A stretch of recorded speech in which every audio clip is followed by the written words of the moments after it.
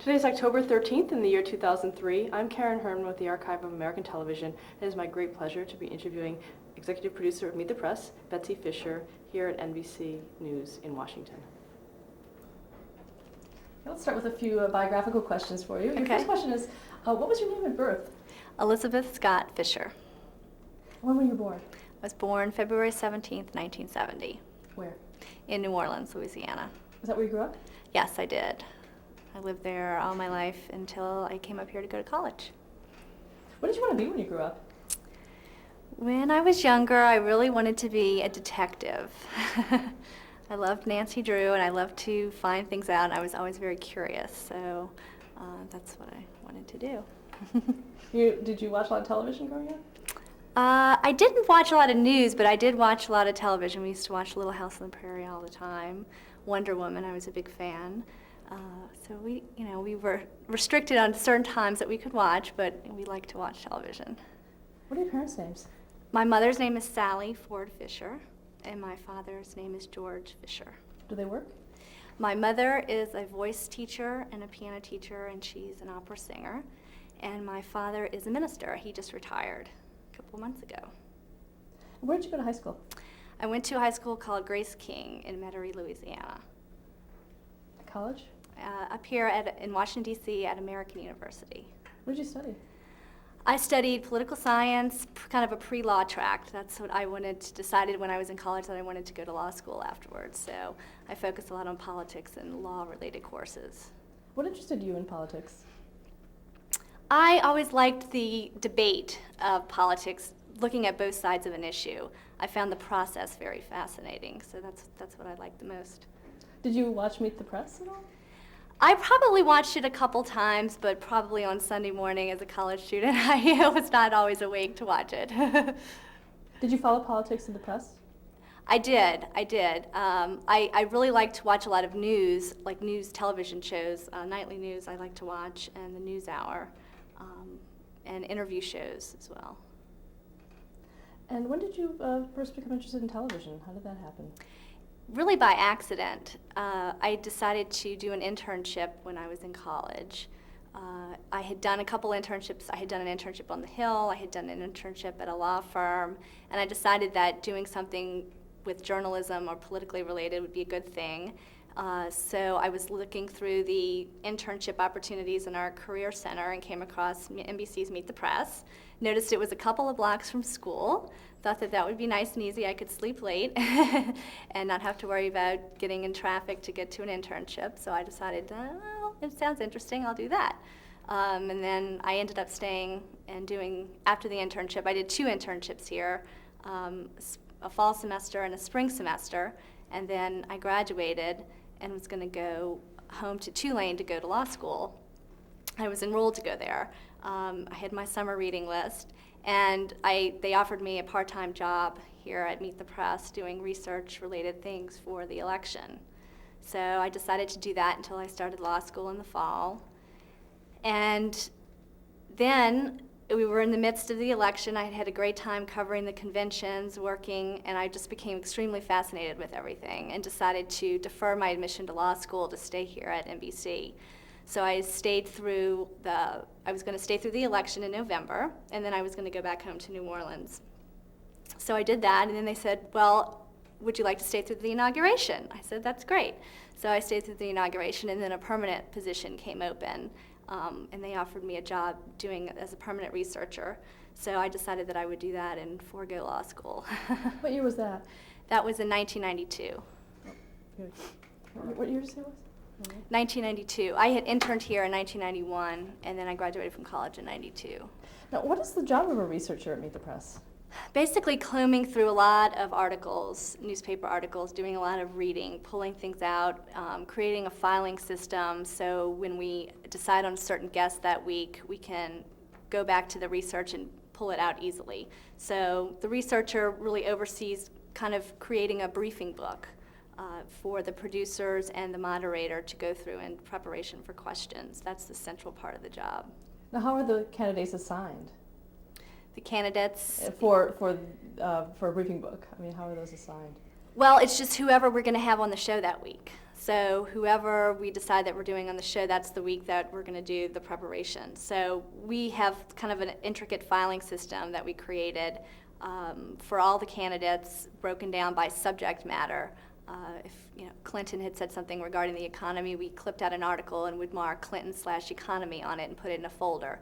So that whole filing process takes up a lot of time during the week, but it pays off at the end when on a Thursday we understand that we're going to have Governor Clinton on the show. We have all of the information at our hands. So we have kind of people files organized in the office where we keep the research on everybody. Now, how do you choose who will be in those files? I mean, starting out, if it's someone really obscure, do you? No, we just would follow kind of the major newsmakers, politically as well as in other avenues. We keep files on a lot of different people.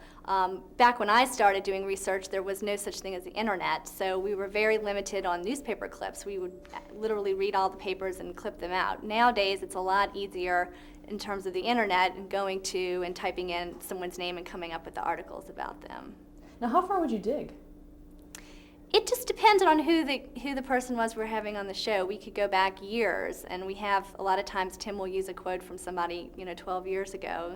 Let me show you what you said 12 years ago, Senator, and there's his words, and they try to wiggle out of that. But it just depends on what kind of interview we're doing. If it's a candidate, we'll go back as far as we can and find, looking for a position, a consistency on a certain position, or what they've said about things. Do you also document the personal issues? You mean their personal history? Yeah, sometimes that gives the producers and the moderator a chance to kind of get a flavor for who the person is, so they'll know how to approach questioning, or even just to throw in a question about a personal matter to lighten up the interview a little bit at the end. So. Now, who are some of the people that you worked with when you first began? Betty Dukert was the senior producer of the show when I first started. She hired me for the internship. So she was here. We also had, when I backing up a little bit, there was also a person named Christy Basham, who was the senior producer when I first started the internship. And they used to do Sunday Today and Meet the Press with the same staff. So Sunday mornings, they would tape in the studio Sunday Today, which is the weekend version of the Today Show, here in Washington, and they would literally swing the cameras around to the Meet the Press set, which would follow next on Sunday morning. So the staff was combined. So Christy Basham did a lot with Weekend Today, but Betty was here mainly for Meet the Press. We also had a researcher named Colette Rooney who was here, and we had a couple of I had a research assistant named Jennifer was here as well. So it was a small staff. What is Betty Dukert's working style? Betty is very meticulous, but in a very positive sort of way. She has a very good memory, and she's probably the most elegant person you want to meet. She's has a very gentle manner about her. She doesn't get riled, and she can be very persuasive, but in a very positive and nice sort of way. And when did you begin to take producing duties? After I was the researcher, for 2 or 3 years, I was promoted to associate producer. And then I started doing more in terms of tape production with the show. And then a year later, I was promoted to producer. And then I did that for about 2 years. And then in 1998, I was promoted to senior producer. And then in 2002, I was promoted to executive producer. So I've pretty much done every job in the office. Now, who did you report to as executive producer? Really, who do you report to? Well, I report to Tim Russert. He's the moderator and managing editor of the show. And then I also report to Neil Shapiro, who's the president of NBC News. And describe your job as the executive producer of Meet the Press. Executive producer pretty much oversees all the different aspects of the show in terms of video production, the taped elements that go into the show, as well as the editorial content of the show. I work with Tim throughout the week and coming up with guest ideas, who we're going to interview, and then working with him on making the final decision on who we're going to have that week. And then I also oversee a lot of the research aspects of the show, just because that's where my strong interest lies. So I work with our researcher in coming up with extra information that Tim needs, and sitting down with him and going through the elements we can use in the show, the graphics and the tape that Tim uses so frequently to emphasize a point or to get to the heart of what we're discussing in the show. Okay, you mentioned the research aspects of it. Mm-hmm. Can you give me an example of where that research really paid off for you? Well, especially when we have guests like presidential candidates on, we can really take an issue and take it back a couple of years and see how a candidate has changed their position. So when we've had Howard Dean on a couple of months ago, we had a lot of examples of his positions on various issues that he had changed on, and he was pretty much forced on our show to admit that he had changed his position and then has to explain why. How are guests booked on the show? Well, most of the guests that we have on the show, the senators and congressmen, all have press secretaries that work with them in order to do interviews. So it basically, those are the people that we deal with in the congressional offices. So I will call the various press secretary and ask if their boss would be available for Sunday. And a lot of times we are also competing against other shows for guests. So the press secretary has to weigh the different offers from other shows and decide, and each office is different. Some offices will go on a rotation basis for the member of Congress and say, well, we can't do Meet the Press because we just did you guys 2 months ago and we haven't done another show yet. Other offices will just sometimes take the first offer that comes into a week. So it's important to, if you're deciding to do a guest, make sure to get in the call early in the week. So that's who we deal with in most of our guests. And the campaigns also have press secretaries that we deal with. And how do you select the journalists that will be on the panel for that week? It just depends a lot. We start with the topic that we're going to discuss for the week. If there's a lot going on in politics, then we'll look at who the key reporters have been on that story. We have a lot of our regulars on the roundtable that we use, but we also know which reporters focus more on foreign policy and versus politics, so that's how we come up with it. And how are the guests briefed about their appearances? The guests are briefed basically through their press secretaries. I'll have we don't do pre-interviews. Some other news shows will do a more extensive pre-interview with the press secretaries. We just basically go over the general topics that we're going to have on the show. And the press secretary will point us, in a certain direction. If they know his or her boss wants to get across a certain point, they'll tell us that. But we basically just focus on the general topics. Are there any instances where the guests say, I don't want this topic discussed or anything like that? There are cases when a press secretary would say, we don't want you to discuss X, Y, or Z, but we never are beholden to that. We always let all of our guests know up front that everything is on the table when they come on the show, so we don't exclude any topic. Has a guest refused to be on the show because of that? There have been cases when a guest will say that they want to come on the show to talk about a certain topic and they don't want to talk about another topic, and we say no, that's not possible, and they won't come on. Is there any rule in terms of the journalists on the panels and the guest, whether if the guest says they don't want a certain journalist, is that, do you go by that? Well, the format that we have now, the journalists aren't questioning the guests, they're only on for the roundtable segment of the show. We changed the format a couple years ago, so it's just Tim Russert doing the questioning now. But in the past, when we have had panels, there were guests that might not come on because of a certain reporter, in which case we just didn't have the guest on. We tried not to have guests dictate what we were going to do on the show. We go to the guests and say, this is what we would like to do, this is the panel on the show, this is the topics, and if they want to do it, great. If they don't, we'll go on and do someone else. Talk about working with Tim Russert. What does he like to work with? Tim is great to work with. He's very energetic, and he is very, he's constantly pushing you to the next level, but in a very positive way. If you give him X, he wants to know where's Y. You're always striving for more when you're working with him. He is very curious. He likes to know as much as he can. He's the kind of person, if you give him a lot to read, he doesn't say, oh, cut this down to a paragraph for me. He likes to read the whole thing. It's great to work for somebody like that because you never feel like you're giving him extraneous things that he doesn't read or he leaves on the coffee table at home. Anything that you do for him, he's going to read it. So he's a lot of fun to work with. He's so smart that he can get to the heart of a matter in 2 seconds. He can look at an article and say, this is the most important thing in here. Or this is the guest that we really need to have this week. And 9.5 times out of 10, he's exactly right. What do you think is his vision for the show? I think his vision for the show is the same as that it's always been for the whole 50 years of the show, is to have a guest on and to really shine light on who the guest is, what their points are, and why they advocate a certain issue. And to do as much research on the guest and pretty much take the other side. And how much control does he have over the booking of the guest on that? Is he the last word on that? Yes, he will decide who the absolute final guest is going to be on the show during the week. Sometimes we will have to talk about a variety of different guests, and we might not get the guest that we want, or we might have a shot at two guests, and he will choose and say, let's go with this person. Okay, and then in terms of the graphics that are shown, how are those done?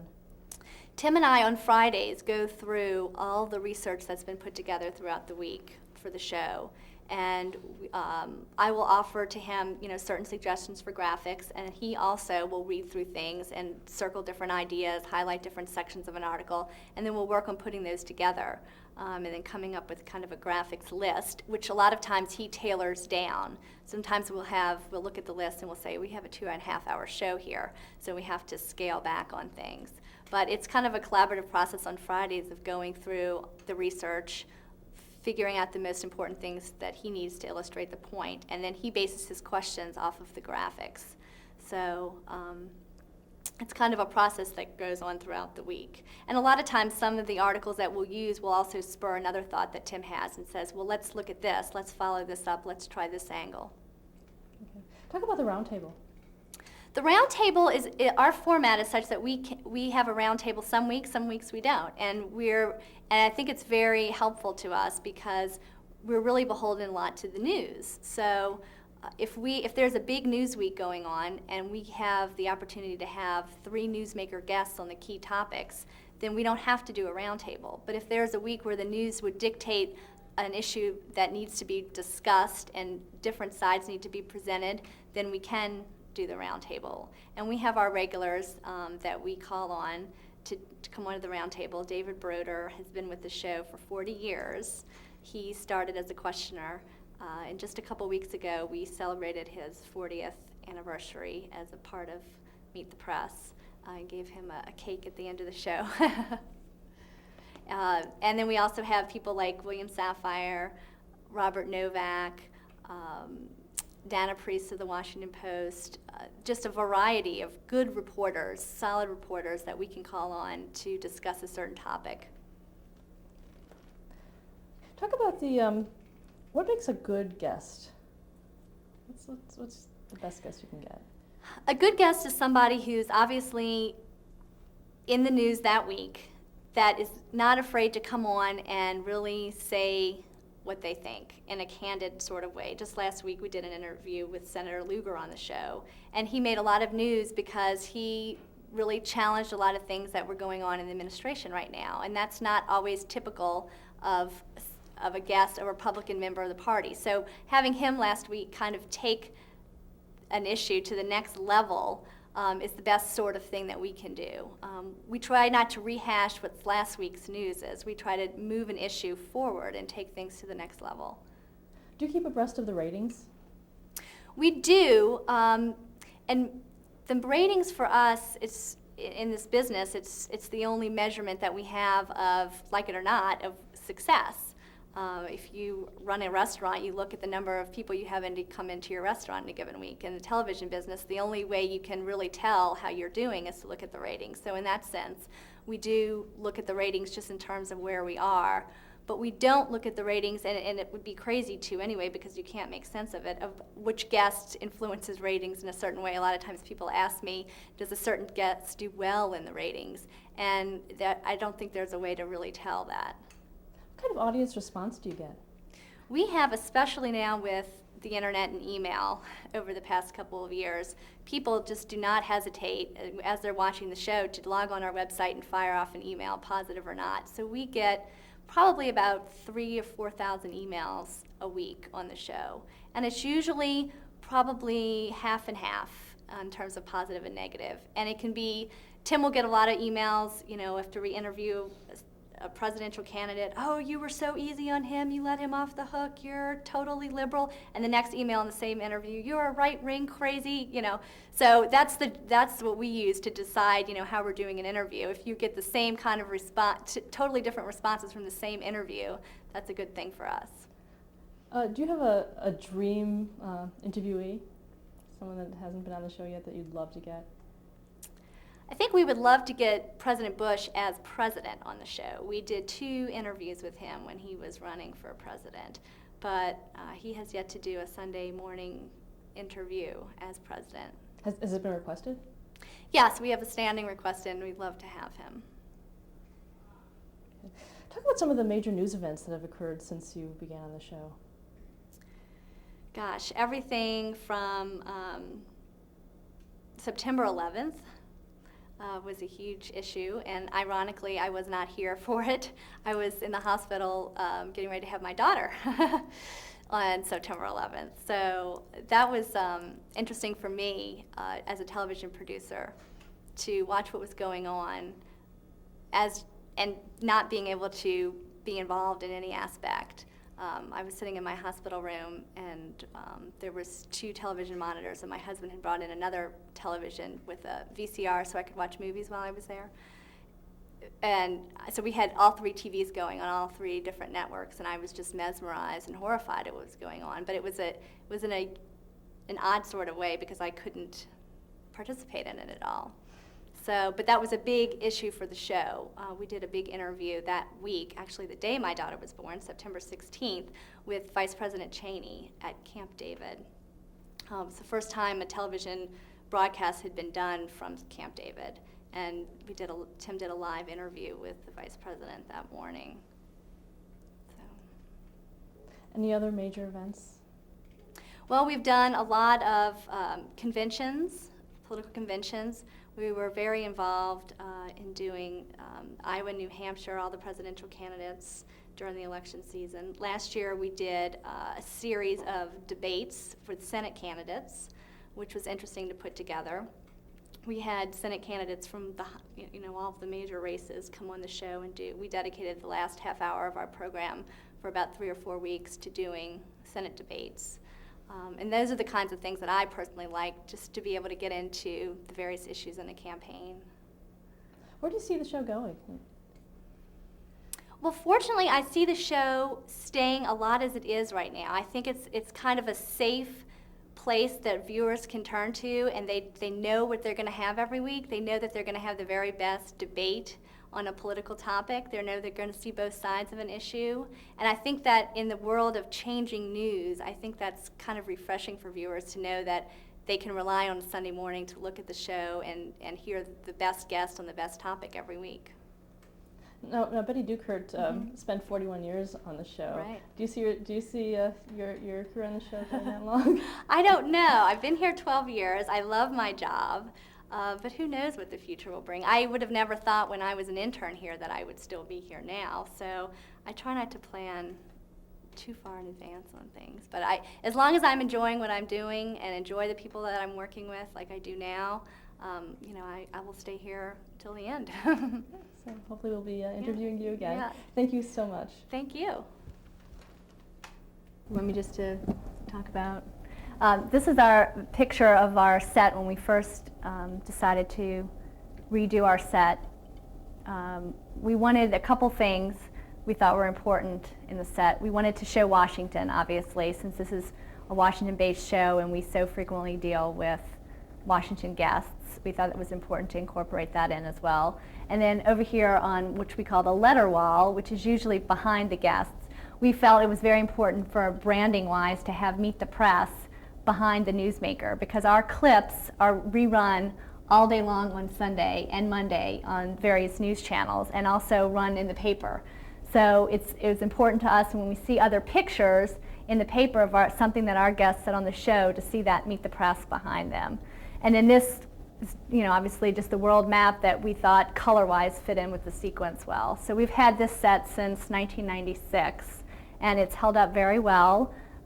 We recently just ordered another letter wall piece that we can also put behind the roundtable guests. If we have two newsmakers on the show, we can put it over on both sides.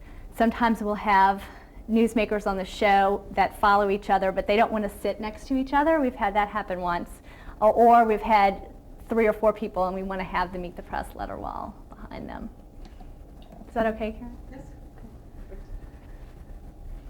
This is a set of clips that we thought was interesting. When we had Newt Gingrich on the show in 1994, right before he took over as speaker, he was speaker-to-be. He came on the show for a long interview, and he made a lot of news. And here are the major papers. The lead in every major paper is Gingrich on Meet the Press, but they all picked up on a different topic. Gingrich taking aim at Clinton's staff, Gingrich opposing 187, Gingrich in Bosnia, and then Gingrich in a quote he made about Boys Town. We're going. This is a collage that we put together of Tim's major interviews on the show. This is his first program that he was a panelist on before he became moderator. When we had more of a panel format, he frequently appeared on the show as one of the panelists who would question the guest. And then a year and a few months later, he became the moderator of the show, and this is the first program that he was the moderator of with Senator Lloyd Bentsen and the director of OMB at the time, Dick Darman. And he always says he looks like a altar boy in that picture. Here's a big interview that he did with Dan Quayle in September of '92, and that was also significant because that was when Meet the Press went from a half-hour program to a full hour, which allows us a lot of leeway in terms of guests and getting more newsmakers on the show, as well as being able to do our roundtable journalist segment of the show. And then this was a big interview that we had with President Bill Clinton a year after he had been elected, 2 years after he'd been elected, 1 year after he'd been elected, with in the Oval Office, which was significant for us. And then this is also an interview that Tim did with Newt Gingrich. And there's a cake in this picture, and I don't know what the reasoning is, but Meet the Press is very big on cakes. We like to have big cakes to celebrate any momentous occasion that we may have, whether it be someone's birthday, an anniversary on the show, or just because. So I don't know what this cake is for. It could be anything. Who has been your favorite guest? Favorite guest. My favorite guests are guests that we don't have a lot and that don't necessarily have to do with politics, just because it's different for us. We had Jay Leno on the show during one of the political seasons because it's always been said that a lot of people get their news from The Tonight Show, et cetera, and he had been making a lot of jokes about the campaign, so we had him on this program one Sunday, and I thought that was fun. And we've also done a couple of other fun type of sports interviews that Tim loves to do. We've had Michael Jordan on the show. Tim took the show to the Super Bowl one year, so it's fun, I think, to do those kind of out of the ordinary type of programs. Those are the ones that are memorable. And this is a picture of John DeJoseph, who was for many, many years a photographer with the program who would take the photographs of the guests. And in fact, most of the photographs in this hallway are from him. And he decided to retire from Meet the Press in 1995 after 40 plus years with the show. And we did a special tribute to him on the air, and this is the picture. And then the Washington Post did a big article on him as well, and he just passed away about 2 years ago at the age of 95. As executive producer of Meet the Press, what do you think is your most important function? I think to kind of keep an even hand on the show and to really make sure in the big picture that we are not missing anything. To kind of serve as the final check on various, the tape in the show, the graphics in the show, just to kind of look at everything all together and make sure it's fitting.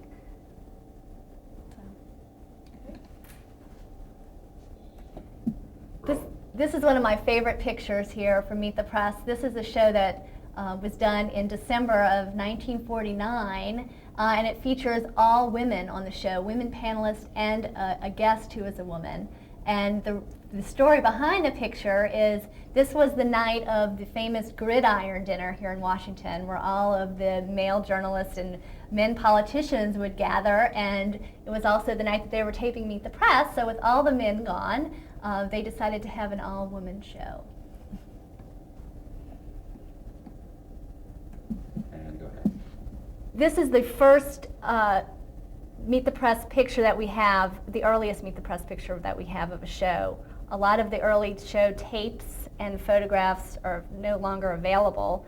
And this one is from December 4th, 1947, a month and a half after the program started, but it's the earliest picture we have of Meet the Press program. This is Lauren Spivak and Martha Roundtree, the co-creators of the program.